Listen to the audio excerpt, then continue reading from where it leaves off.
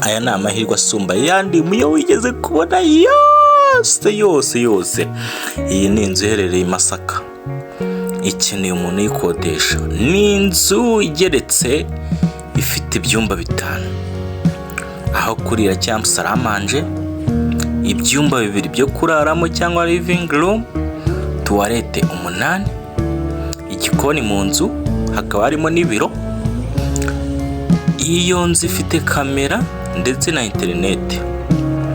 Hari igikoni kiri hanze, hari n'ibindi nzu ziri hanze twakwita negisi, hari inzu ya massage nayo iri hanze. Interineti muri iyo nzu nakataraboneka irahari.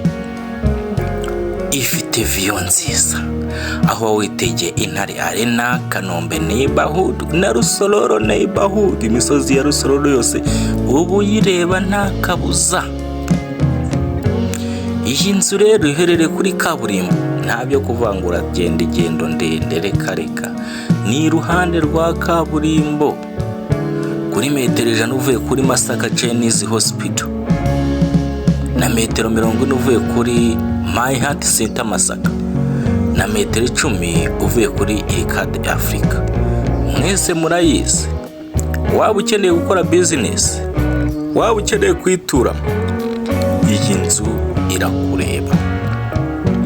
Ifite aho gucururiza akabari, ifite aho kokereza za brushette, ifite bedroom, ifite amashambure meza cyane kandi meza, arimo ibikoresho byose bisabwa. Icyo usabwa we nukuza ugahita utangira business ni nkako kanya.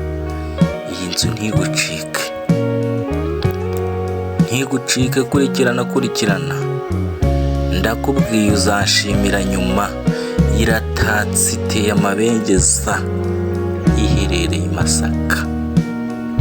Iyi nzu rero ikeneye amafaranga amadolari 1,100 $1,100.